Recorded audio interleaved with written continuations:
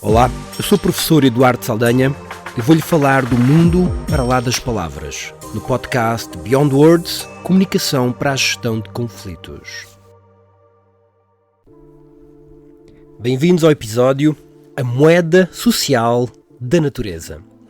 É uma forma que eu gosto de chamar a uma característica, que já vai perceber qual é que é, mas antes disso quero-lhe perguntar qual é a singularidade que permite a alguém, por exemplo, ser um melhor vendedor, algo que lhe permite mais sucesso nos relacionamentos afetivos, algo que lhe permite muito mais sucesso social, e quanto mais tenha, mais sucesso social as pessoas lhe dão, ou seja, mais crédito as pessoas lhe dão. Já pensou? Vou-lhe falar hoje nesse valor invisível que instintivamente, enquanto de uma forma animal, reconhecemos uns nos outros, não se pode comprar nem pedir emprestado, surge de uma forma muito orgânica, automática e até compulsiva. É um valor que abre portas, tende a conquistar a admiração dos outros e gerar até respeito. Favorece uma liderança natural, facilita relações, vendas, parcerias e até o amor. Estamos a falar da autoconfiança. Quem a cultiva tende a prosperar em todas as áreas, porque a autoconfiança é uma moeda social que quem tem mais tende a ter mais crédito, tende que as pessoas lhe deem mais crédito. Há vários sinais que nós podemos ver dessa autoconfiança, podemos ver essa autoconfiança sinalizada corporalmente e na voz das pessoas. E quais são elas? A autoconfiança pode-se, num retrato fácil e claro de reconhecer, no discurso. É um discurso fluido, direto e conciso. Então, o que seria uma falta de autoconfiança seria falar com pouca clareza, pouca fluidez e pouca direção. Uma voz deve ser firme, grave e deve ser pausada e até ativa. O que é que significa uma voz mais ativa, mais pausada e mais grave? É esta métrica com que lhe falo agora, em que a voz tem as suas pausas, os seus timings, é um discurso que é consistente, e esta é uma voz ativa, que não tem medo de se expressar. O que é uma voz passiva? É uma voz que pode estar aqui, pode até falar alto, mas é uma voz que fica mais retida dentro, que é o exemplo que eu estou a falar exatamente agora. Não sei se consegui passar aqui na gravação, mas a voz ativa ela encolhe, ela fica dentro.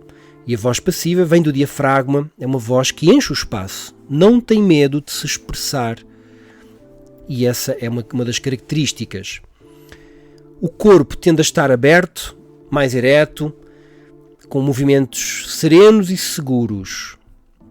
Um corpo com menos autoconfiança tende a ocupar muito pouco espaço, tende inclusive a encolher-se um pouco e tem movimentos mais rápidos, mais instáveis e menos seguros. Há até vários estudos que demonstram que quanto maior o nível de autoridade aquela pessoa vai ter, ela movimenta-se de uma forma mais lenta no espaço. Então pode ser uma técnica interessante entre, por exemplo, reuniões hostis ou situações que sejam difíceis, fazer um esforço por fazer tudo um pouco mais lento, dentro, obviamente, de uma razoabilidade. Vou fazer aqui uma à parte. Sempre que o ser humano quer pegar em aspectos do não verbal e manipular o outro, é complexo, porque ele não pode perder a espontaneidade. Se perder a espontaneidade, as pessoas vão detectar e fica uma palhaçada. Então, uma coisa é perder a impulsividade e começar a induzir, digamos que, a nossa forma de expressar de uma forma mais, como é que eu diria? Ou seja, perde a impulsividade, mas não perde a autenticidade. Ou seja, eu tenho que me expressar de uma forma mais sofisticada, mas sem perder essa autenticidade. O ambiente emocional de quem é mais autoconfiante tende a ser mais estável, leve, sereno, mesmo em circunstâncias de crise. Então são atitudes que normalmente são mais guiadas por convicção, por respeito, apesar das falhas e erros dos outros, a pessoa tende a estimular a confiança nos outros. Então esta autoconfiança tende a inspirar porque transmite segurança e integridade. Devo dizer que como qualquer coisa, como autoestima, autoconfiança, é como se fosse um tuning. Podemos ter demasiada ou podemos ter a menos, digamos assim. Há como que um tempero ideal da autoconfiança. Quando temos a menos, ela coloca-nos pouco crédito pessoal e coloca-nos com pouca tração, digamos assim, porque a autoconfiança ajuda-nos a derrubar os obstáculos inerentes à conquista de qualquer coisa. Qualquer projeto que tenha que ser implementado vai ter obstáculos, vai ter resistências. E essa autoconfiança serve de resiliência para conseguir fazer isso. O excesso de autoconfiança também existe. O que vai trazer é uma falta de empatia com os outros. A pessoa fica muito blindada a ela e perde a receptividade, perde a faculdade de empatia e às vezes até a leitura de ambiente. Então é algo que nós devemos cultivar. Devo dizer que quem tem pouca autoconfiança e começa a desenvolvê-la, já começa a achar que tem demais. Então, desenvolva autoconfiança, é algo que devemos realmente estimular. Como é que podemos desenvolver essa autoconfiança? Como é que eu posso desenvolver? E se estamos em Portugal, se me está a ouvir em português, em princípio a maior parte das pessoas que me ouvem devem estar em Portugal, mas se forem os nossos irmãos brasileiros, não é diferente. Nós, por cultura, temos carência de autoestima. Vamos lembrar que, por exemplo, os ingleses, eles têm uma forma de pedir desculpa que é inquisitória. Quando eles dizem I beg your pardon, que faz parte do último episódio deste mesmo podcast, ou seja, nós não temos. Os alemães conseguem pedir coisas de uma forma muito mais categórica e nós somos mais cautelosos. Há uma falta aí de autoestima, que se traduz, obviamente, na autoconfiança. Elas estão as duas encaixadas, uma na outra. Autoestima são palavras, obviamente, mas autoestima no sentido em que é direcionado a ele próprio, é como a pessoa se garante, e a autoconfiança tem a ver com a forma como a pessoa performa algo, ou muitas vezes se interage, comunica com os outros, a forma como ele performa, como ele se expressa. Como é que podemos desenvolver a autoconfiança? Então, vamos começar pelo princípio. Do simples ou realmente mais profundo, porque são várias camadas que têm que ser desenvolvidas. De uma forma geral, tudo o que gera uma expansão na nossa vida tende a gerar um incremento dessa autoconfiança. Então, por exemplo, técnicas de aumento da oxigenação cerebral, respirar mais, gera mais, ativa a circulação sanguínea, tende a gerar uma expansão maior.